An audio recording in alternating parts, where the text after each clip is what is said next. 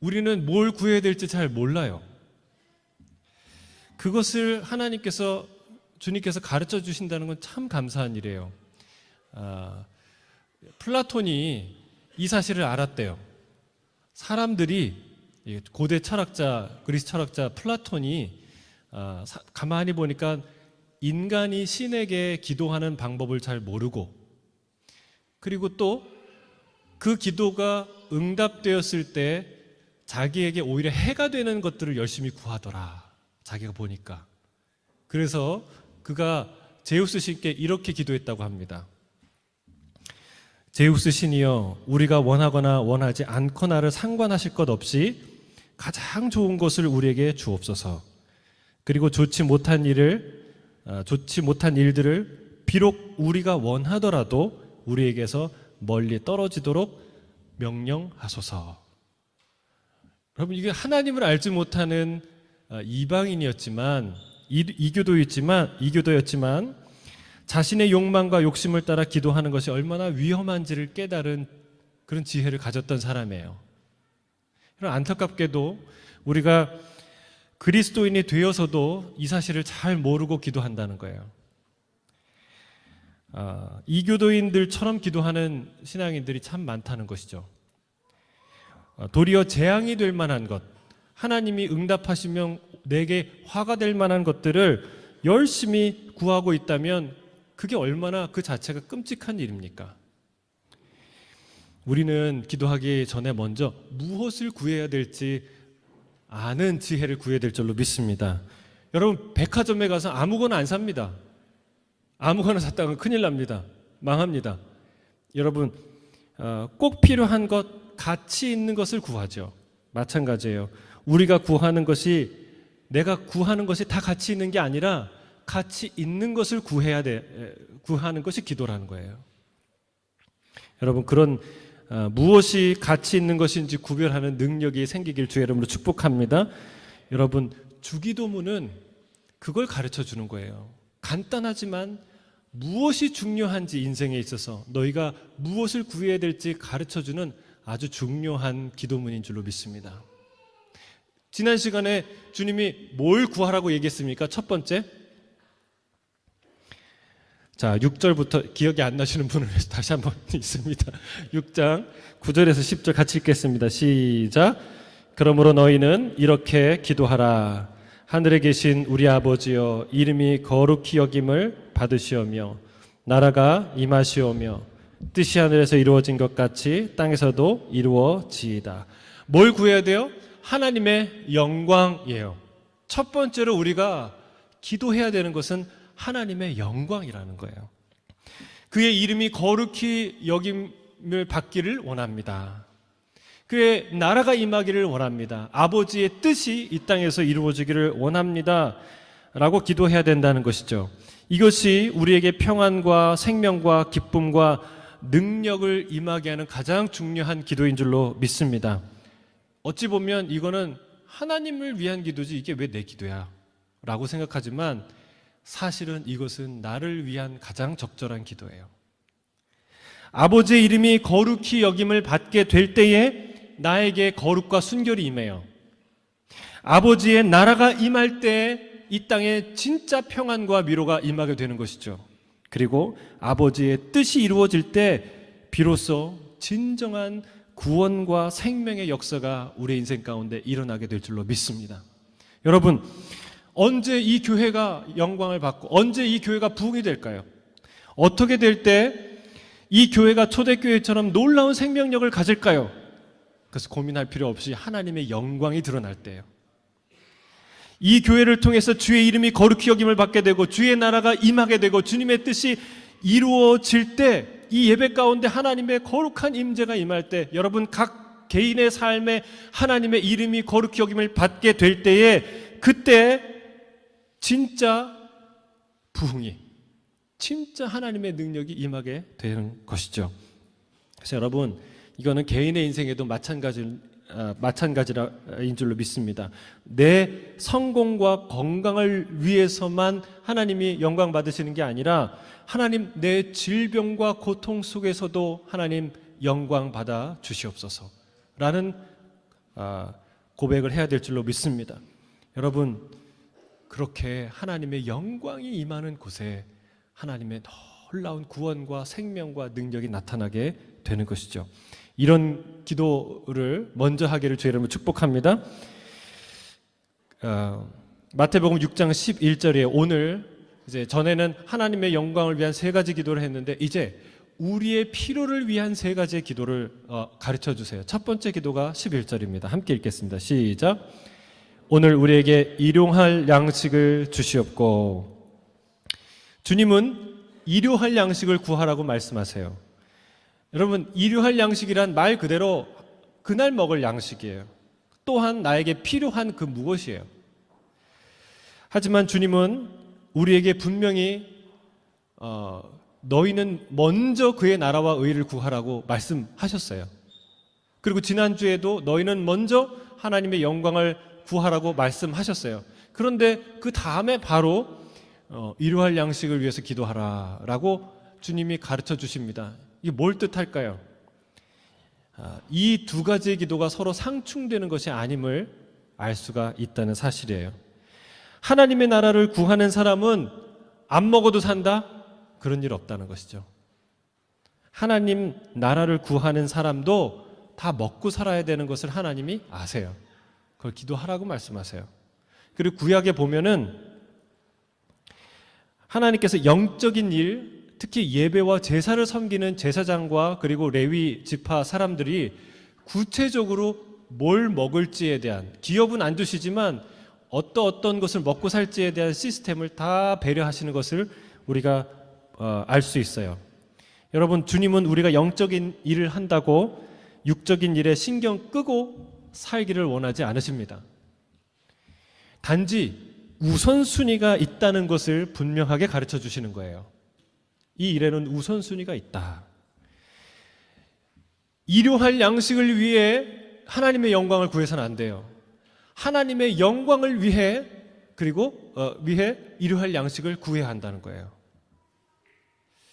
여러분, 우리가 누군가를 돕기 위해 도네이션도 하지 않습니까? 바자회도 하고. 근데 이 우선순위가 바뀌면 어떻게 해요? 도네이션 받기 위해, 돈을 걷기 위해 구제하자고 얘기하면 됩니까? 안 되는 거예요. 아무리 좋은 가치도 순서가 바뀌면 그것이 거짓이 된다는 거예요. 선행이 도적질이 될 수 있다는 사실입니다. 여러분, 우리의 우선순위, 기도의 우선순위가 확실하게 바뀌길 주의 이름으로 축복합니다. 하나님의 영광을 먼저 구하는 자가 되게 하소서. 여러분, 하나님의 영광이 좋아요? 좋아야 구하죠. 하나님의 영광은 좋은 거예요. 저는 여러분이 하나님의 영광에 완전히 홀딱 빠지길 바랍니다. 하나님의 영광에 그냥 미쳐버리길 바랍니다. 하나님의 영광은 그런 거예요. 좋아서 미치는 것. 상상할 수 없이 아름다운 거예요.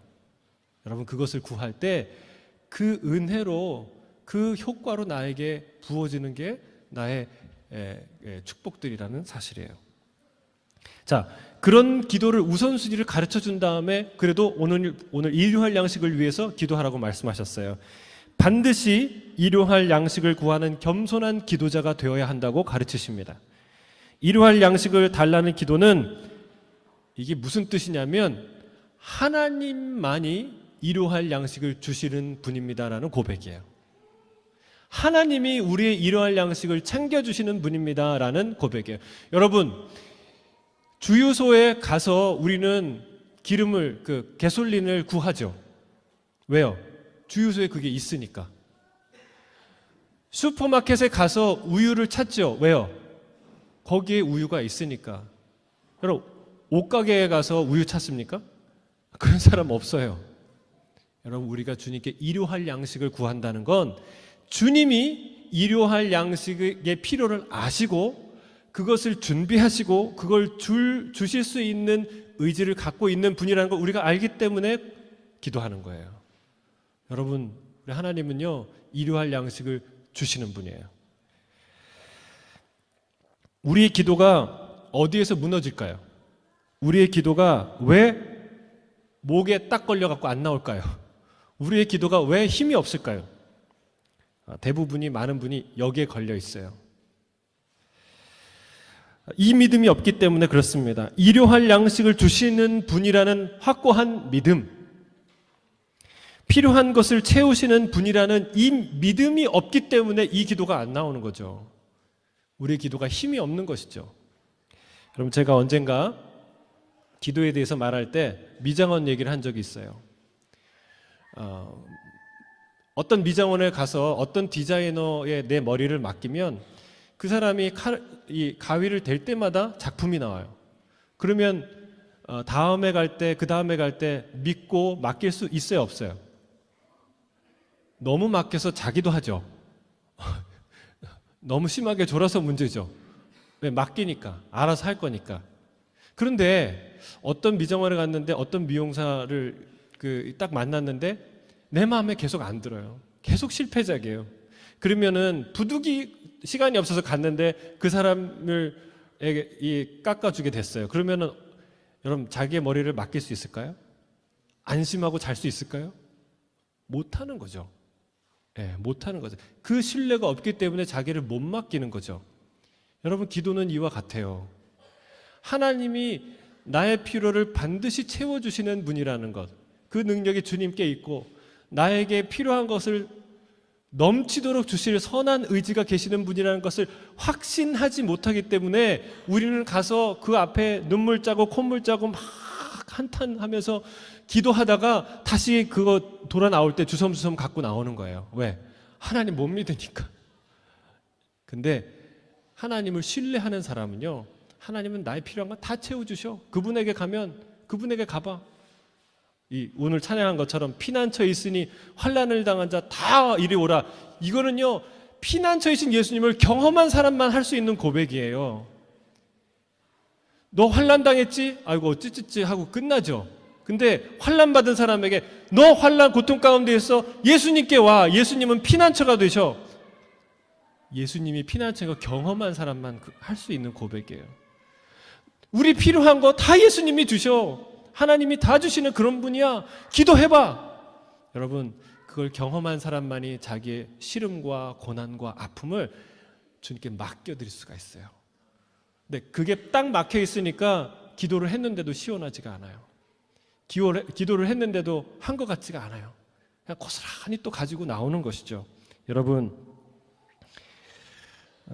하나님은 우리의 필요를 채워주시는 유일한 분인 줄로 믿습니다.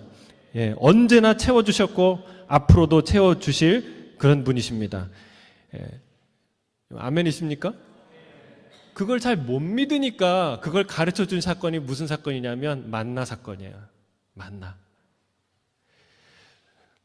이스라엘이, 히브리 민족이요, 자기를 고된 노역으로 괴롭게 하던 애굽이 다 10가지의 재앙으로 망했죠. 그거를 봤어요. 얼마나 속이 시원했을까요? 그리고 금은보화를 다 얻어가지고 나오죠. 위풍당당하게.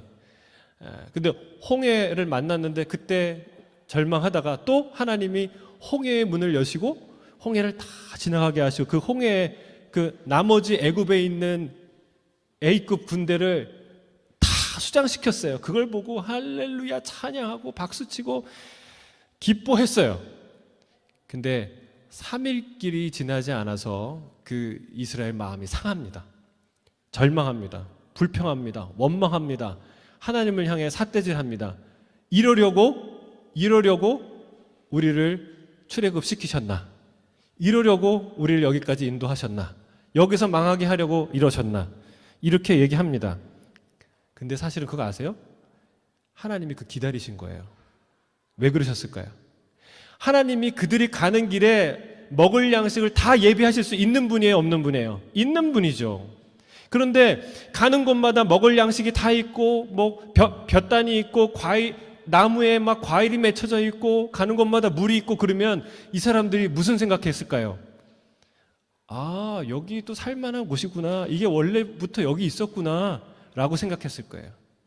근데 그게 아니라 이들이 광야엔 아무것도 없다는 것을 깨달기까지 기다리셨어요. 그리고 그것을 구할 때까지 기다리셨어요. 왜요? 그래야 하나님이 주시는 거라는 걸 깨닫기 때문에 그렇습니다. 여러분 생각해 보세요. 매일 만나와 메추라기로 매일 그리고 그 많은 사람들을 물을 먹이는 게 가능하겠습니까? 어떤 그 홈페이지 웹사이트를 보니까 그거를 계산을 해놨는데, 그러니까 이스라엘 민족이 장정 20세 이상으로 전쟁에 나갈 만한 사람만 60만 명이에요. 그러면 20세 이하, 50세 혹은 60세 이상, 그리고 여자 얼마나 많겠어요. 뿐만 아니라 성경은 수많은 잡족들이 따라 나왔다고 그랬어요. 근데 잡족들은 유대 민족이 아니기 때문에 카운트에서 제외됐어요. 얼마나 됐을까요? 적어도 200에서 250만 정도는 됐을 거예요.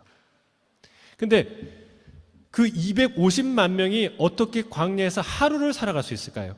그들이 하루를 살아가려면 필요한 양식의 수, 양식의 부피와 그리고 물의 양을 계산했는데 자그마치 만나가 얼마나 필요하냐면 1만 33톤이 필요해야 돼요.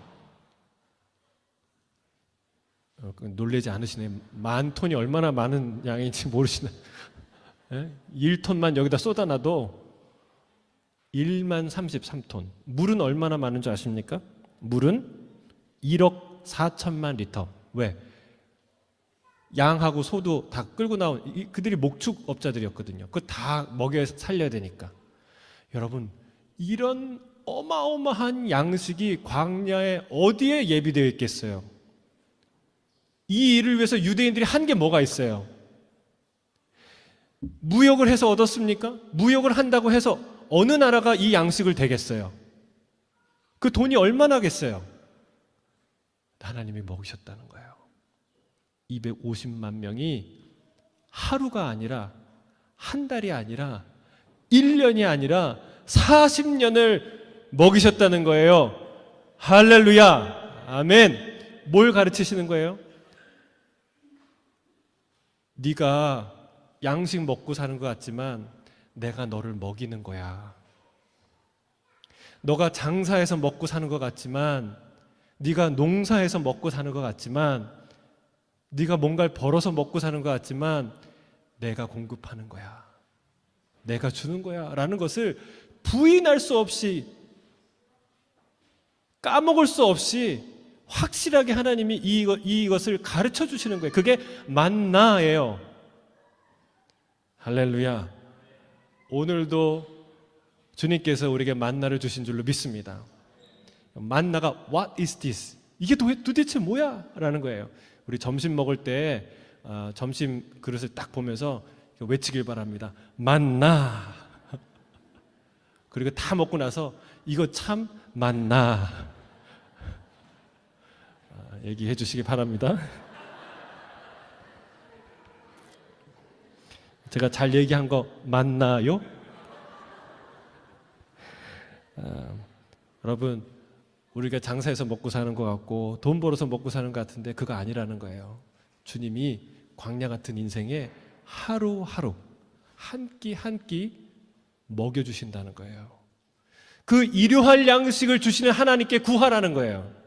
그 하나님 앞에 무릎 꿇으라는 거예요. 그리고 오늘의 은혜를 하나님 앞에 구하고 주시는 하나님의 은혜를 헤아리며 감사하라는 거예요. 여러분, 양식뿐만 아니라 우리의 필요한 모든 것을 하나님께서 공급하신다는 것을 알아야 될 줄로 믿습니다. 여러분, 우리는 굶어 죽는 거 아닙니다. 우리는 사고 나서 죽는 거 아닙니다. 그리고 우리는 병이 나서 죽는 거 아니에요. 우리의 생명은 온전히 하나님께 있는 줄로 믿습니다. 하나님께서 허락하지 않으시면 내 생명을 뺏어갈 자가 아무도 없어요. 그러나 반대로 하나님께서 우리의 생명을 거두시기로 결정하시면 아무도 내 생명을 보존할 수가 없어요. 여러분 믿으십니까? 제가 지난주에 그 간증 영상을 하나 봤는데, 이란의 지도자였던 사람이 어찌어찌 일들이 있어서 터키로 망명을 하게 되고 터키에서 예수님을 믿게 된 사람의 간증이에요. 거기에 우연히 돈에 사기당해서 그 돈 찾으러 갔대요. 그러니까 이란 기독교인들 박해를 피해서 피해 왔던 이란 기독교인들의 공동체에 가서 예수님을 알게 된 거예요. 아무튼 나중에 한번 꼭 보세요. 그 사람의 고백 중에 이런 고백이 있어요. 어느 날 한 무슬림이 자기를 찾아왔대요. 찾아와서 너는 이제 죽을 것이다. 이 사람이 점잖게 표현했지만 칼을 들고 이제 위협했을 거예요. 그런데 그때 이 사람이 이렇게 고백했대요. 나는 당신의 생각과 다르다. 이 사람이 깜짝 놀라서 네가 그걸 어떻게 아느냐? 네가 하나님이냐? 나는 섭리하시는 하나님, 그리고 모든 것을 다스리시는 주권자 하나님을 확실하게 믿는다. 당신이 칼을 가졌지만 하나님이 내가 여기서 죽지 않기로 결정하셨다면 당신뿐만이 아니라 그 누구도 나를 죽일 수 없다. 그러나 반대로 하나님이 내 생명을 거두시기로 결정하셨다면 아무도 나를 여기서 살려둘 수가 없다. 이 고백을 했다라는 거예요. 여러분, 대단한 고백 아닙니까? 누가 칼을 들고 찾아와서 너 죽을 거야 라고 얘기하는데 어떻게 이렇게 담대하게 말할 수 있을까요? 그는 비록 모태 무슬림이었어요. 그러나 제대로 정확하게 복음을 깨달은 사람이었죠. 살아계시며 전능하시며 나와 함께 하시는 그 인격적인 아버지 하나님을 확실하게 신뢰하는 자였어요. 여러분, 우리는 때로는 굶을 수는 있어도 굶어 죽지는 않습니다. 혹여 더러 굶어서 죽는 것은 하나님께서 생명을 거두시기로 작정한 한 방법일 뿐입니다.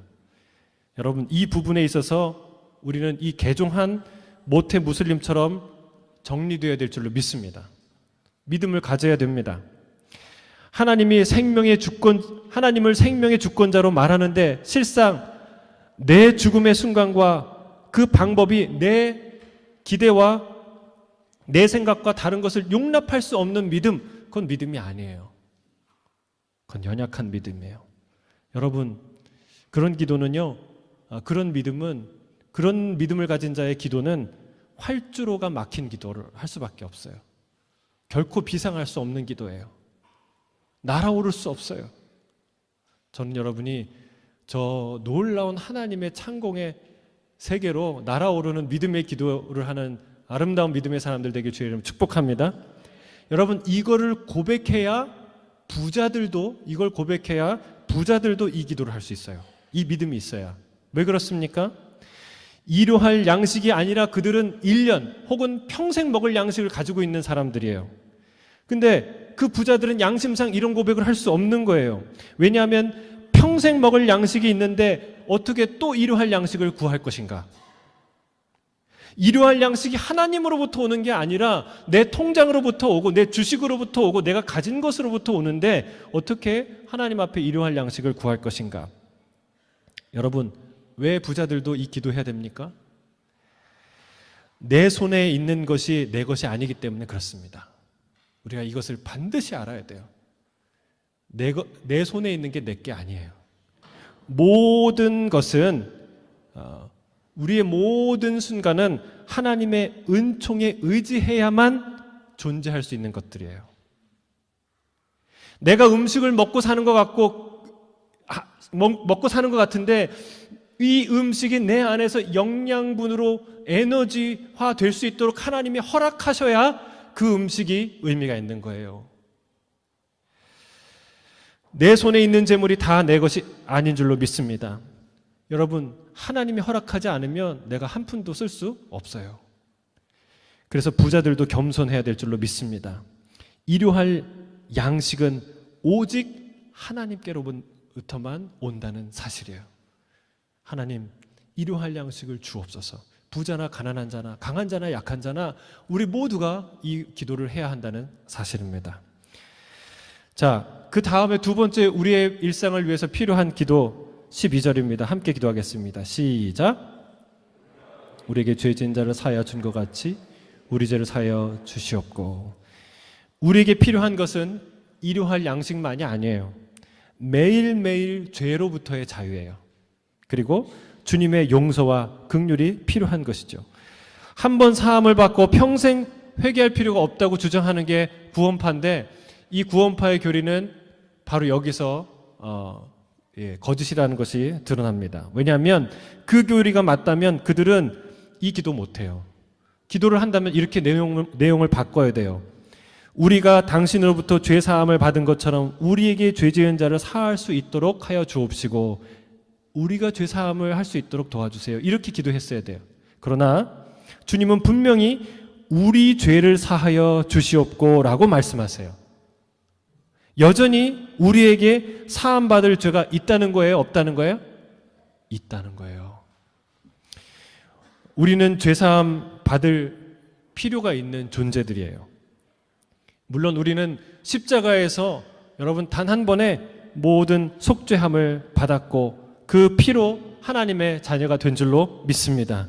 그런데 온전한 입양 절차를 거쳐서 하나님의 완전한 하나님의 아들, 딸로 입양이 되었지만 문제가 있는데, 어떤 문제냐면 내가 예전에 세상에 속했을 때에 불황자의 그 옛 모습이 아직도 남아있다는 사실입니다. 이 불완전함은 평생을 두고 고쳐가야 된다는 사실이에요. 구원받기에 우리는 부족함이 없어요. 예수 그리스도의 피로. 그러나 이 땅에 있는 동안 여전히 회개하고 정결해져야 할 옛 속성을 주님이 두셨어요. 그런데 이 사실은 우리를 겸손하게 해서 구원의 놀라운 뜻을 날마다 알아가게 하시는 하나님의 심오한 배려라는 것을 우리가 알 수 있습니다. 여러분, 원수를 자신의 아들로 입양하고 그리고 그런 용납과 용서가 이루어졌다고 해서 매일매일 이루어지는 죄들의 용서가 이미 다 이루어진 건가요? 예를 들면 접시를 깼어요. 내가 하나님의 아들이 돼서 같이 사는데 살다가 접시를 깼어요. 그러면 난 용서받았으니까 사과할 필요 없어. 여러분, 이거는 무례하고 어리석은 것이죠. 매일매일 우리는 우리의 연약함이 있고 우리의 죄가 있기 때문에 하나님 앞에 용서를 구해야 돼요. 서로에게 용서를 구해야 돼요. 그런 존재라는 거예요. 말씀과 기도로 거룩하여진다라고 말씀하십니다. 이것은 말씀과 기도를 가만히 하고 막 열심히 하고 나면 어느 순간인가는 거룩해져서 더 이상 회개할 필요 없다는 뜻이 아니에요. 말씀과 기도를 날마다 접함을 통해서 점점 더 거룩해져 간다는 뜻이에요. 여러분, 우리는 평생 성장할 줄로 믿습니다. 어떻게 해요? 베드로의 말처럼 신성한 성품에 참여하는, 하나님의 성품에 참여하는 자로 자라날 것입니다. 또한 바울의 말처럼 그리스도의 장성한 분량에 이르기까지 우리가 날마다 자라날 줄로 믿습니다. 어떻게 해요? 주의 자비로우신 용서를 통해서 날마다 자라난다는 거예요. 근데 주님이 한 가지 더 가르쳐 주시죠. 하나님은 용서하시는 분인데, 그런데 용서받은 자는 용서해야 할 의무를 갖고 있다라고 가르쳐 주세요. 여러분, 우리가 죄 지은 자를 용서한 것 같이 우리 죄를 용서해 주십시오라는 말은 너희가 용서를 안 하면 나도 용서를 안 하겠다. 물론 구원을 안 하겠다는 뜻은 아니지만 어떤 죄에 대해서는 내가 용서 안 하겠다는 뜻도 포함하지만 하나님의 용서의 전제 조건이라는 뜻이 아니에요. 그거는 무슨 말입니까? 이 말은 빛이 자연스럽게 빛을 비추는 것처럼, 소금이 짠맛을 내는 것처럼, 그렇게 참으로 용서받은 자는 자연스럽게 누군가를 용서하는 용서의 삶을 살게 될 것이라는 말씀이에요. 그게 하늘 성도의 삶이라는 말입니다. 여러분, 주님은 제자들에게 7번씩 70번이라도 용서하라고 말씀하셨어요. 주님이 서로 사랑하라는 새 계명을 주셨다는 것을 기억해야 될 필요가 있습니다. 여러분, 주님이 서로 사랑하라고 새 계명을 주셨는데 그 사랑의 실제적인 의미, 어떻게 그 사랑이 구현되는가? 그것은 용서라는 거예요. 끝없는 용서. 여러분, 한번 생각해 보세요. 누군가를 사랑한다라고 생각했는데 용서하지 않고 사랑할 수 있나요? 한번 생각해 보세요. 여러분의 자녀든 남편이든 그 어떤 김집사든 이집사든 여러분 생각해 보세요. 용서 안 하고 사랑할 수 있나요? 아니에요. 사랑한다는 것은 용서를 전제합니다. 용서가 시작이에요. 용서하지 않는다는 것은 사랑하지 않겠다는 거예요. 여러분, 예수님은 끝없이 용납하셨고 용서하셨어요. 당시에 2등 시민 취급받던 여인들 그리고 어린이들을 가까이 하셨고요. 부정하다고 여기는 병자들 가까이 하셨습니다. 죄인이라고 말하는 세리들도 친구 삼으셨고 심지어는 창기까지 가까이 하셨어요. 그리고 십자가에 달려 죽는 순간에도 자기를 죽이는 원수들을 용서하셨어요. 여러분, 그렇다고 우리가 어찌 다 그 나치 수용소에서 자기를 핍박하고 박해했던 그 간수를 용서한 코리텐붐 여사같이 우리가 될 수 있겠습니까? 어찌 우리 모두가 다 손양한 목사님처럼 자기 아들을 죽인 자를 양자 삼는 그런 놀라운 사랑의 원자탄처럼 살아갈 수가 있겠습니까? 그러나 분명한 것이 있는데, 분명한 것은 우리는 성령 안에서 날마다 점점 용서의 사람으로 변해간다는 사실이에요. 할렐루야. 주님은 성령을 통해 기도하는 시간들 속에서 우리를 용서하는 사람으로 빚어가는 줄로 믿습니다. 여러분, 시간이 갈수록 점점 더 내 마음이 완고해지고 딱딱해진다. 그건 잘못 가고 있다는 뜻이에요. 용서하기가 더 어려워진다. 성경을 볼수록 용서하기가 어려워지고, 예배를 드릴수록 용서하기 어려워지고, 기도를 할수록 용서하기 어려워진다. 그건 뭔가 잘못 가고 있다는 거예요. 성령의 인도를 받으면서 그렇게 그 길로 갈 수가 없어요. 그것은 아직 구원을 받지 못했거나 성령을 스스로 거스리고 있다는 뜻이에요. 여러분, 누군가를 용서할 수 없다는 말은 바로 나 자신도 용서받을 수 없는 자라고 선언하는 것과 똑같습니다. 우리는 누구도 나 스스로 하나님 앞에 설 수 없는 죄인이라는 사실을 명확하게 알아야 될 필요가 있다고 믿습니다. 그리고 주님은요, 명령하세요. 그 용서의 어려움 앞에 직면하라고. 왜 그렇습니까?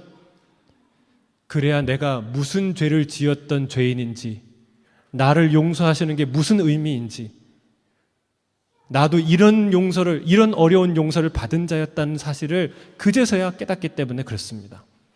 주님이 우리에게 명령하세요. 용서의 어려움 앞에 직면하라. 그리고 너가 용서받은 것처럼 용서하라. 마지막으로 우리가 일상에서 만나는, 그래서 꼭 기도가 필요한 것, 주님 말씀하시는데 그것은 시험입니다. 시험. 우리 13절입니다. 함께 읽겠습니다. 시작. 우리를 시험에 들게 하지 마시옵고 다만 악에서 구하시옵소서. 아버지께 영원히 싸움나이다. 아멘. 이 기도는 주기도문의 마지막 6번째 기도문이지만 동시에 예수님이 십자가 지시기 전에 마지막으로 제자들에게 남겼던 교훈입니다. 뭐라고 얘기하셨습니까? 겟세마네 동산에서 시험에 들지 않게 깨어 기도하라. 여러분, 제자들이 이 말씀 들으셨나요? 들었나요? 듣긴 들었지만 순종하지 못했죠. 잤죠. 편안하게 잤습니다. 아주 쿨쿨 잤습니다. 그래서 어떻게 됐어요? 큰 시험 당했죠. 낙제 점수 받았습니다. 베드로는 더군다나 기도하지 못해서 3번 더 부인하죠. 그래서 완전히 학사경고 받은 거예요. 근데 여러분, 이 우등생이 어떤 사람이냐면 항상 시험을 생각해요. 염려한다는 뜻이 아니고 언제 시험이 있고 그 시험에는 뭐가 나올 것이고 항상 생각해요. 그걸 준비하죠. 그 사람이 우등생이에요. 하나님은 우리가 영적인 우등생이 되길 원하세요. 예? 그래서 시험을 생각하라는, 다가올 시험을 생각하라는 거예요. 대비하라는 거예요. 가만히 있다가 당하지 말고. 시험은 예고 없이 언제든 찾아듭니다. 여기서의 시험은 사단이 들고 오는 유혹을 뜻해요. 아브라함에게 상 주시려고 했던 그 시험 아닙니다. 그런 시험은 얼마든지 받아야 돼요. 그 시험 통과 못한다고 하나님 벌 주시는 게 아니에요. 다만 복을 못 받는 것이죠. 더 큰 복. 그런데 여기서 기도하는 것은 사단이 들고 오는 실패를 전제한, 우리를 사망으로 이끄는 유혹, 그것을 뜻합니다. 시험이 불시에 불쑥 찾아오는 것을 우리가 불평해서는 안 돼요. 왜 그렇습니까? 예수님도 시험 받았기 때문에. 여러분, 예수님도 겁 없이 찾아오는 사탄이 우리를 찾아오는 거 겁이 나겠습니까? 겁 안 내죠. 우리는 뭐 밥이죠. 근데 이때 사탄의 유혹으로부터 보호가 절실하다는 거예요. 왜냐하면 사단은 매우 강력하고 우리는 매우 연약하기 때문에 그렇습니다. 사단은요, 최고의 거짓말쟁이에요. 동시에 최고의 검사이기도 해요. 고발의 달인이에요. 사탄은 고발의 달인이에요. 우리에게 없는 제목도 뒤집어 씌울 판인데 우리에게 있는 허다한 죄를 사단이 가만두겠습니까? 절대 사탄과 그래서 1대1로 맞짱 뜨겠다는 생각은 그런 생각은 버리셔야 돼요. 과감히 버리세요. 사탄하고 1대1로 맞짱 뜨겠다? 망하는 지름길이에요. 그럴 땐 어떻게 해야 됩니까? 우리의 피난처 되시는 주님 뒤에 싹 숨어야 돼요.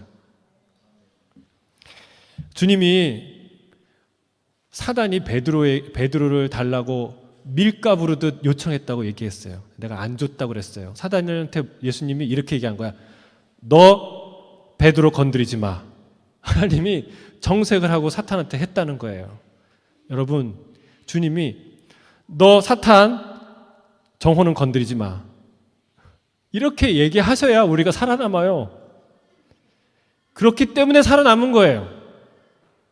여러분, 마치 자기 밭에서 이삭을 줍던 가난한 여인 룻을 위해서 하인들에게 너 저 여인들 건드리지 마. 저 여인 건드리지 마. 그리고 오히려 이삭을 흘려줘라고 얘기했던 그 보아스처럼, 그렇죠? 그 보아스의 따뜻한 보호 때문에 그 룻이 살아난 것처럼 시험 당할 때 하나님이 너 건드리지 마라고 하나님께서 막아주시지 않으면 우리는 살아날 수 없다는 거예요. 살아날 수 없다는 거예요. 여러분, 우리는 우리의 기업 물을 짜이신 주님께 항상 이 기도해야 되는 줄 믿습니다.